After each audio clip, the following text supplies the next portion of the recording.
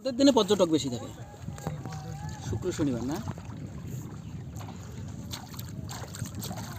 ঈদের সময় তো মনে হয় প্রচুর লোক ছিল, তখন তো পানিও ছিল মনে হয় বেশি। পানিও বেশি ছিল। ওই যে ও তখন ওইখান থেকে ওঠা লাগতো। টিকিট কাউন্টার আছে না, এখানে সোলার লাগানো নাকি? এটা সৌর বিদ্যুৎ, সৌর বিদ্যুৎ ওটা রাত্রে অটোমেটিক চলে না?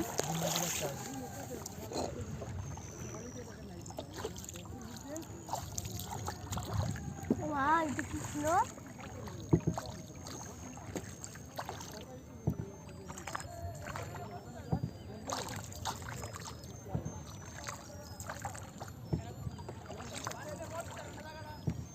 এমনি তোমাদের নৌকাগুলো কত টাকা করে রাখে পর্যটকদের কাছে?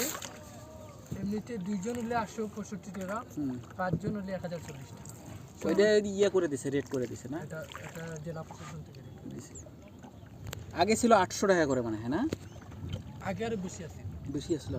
আগে হচ্ছে যে যার কাছে যত পারতো দাম দর করে ওই এমনি ইয়ে করে দিতে, এখন রেট করে দিছে। রেট করে দিত।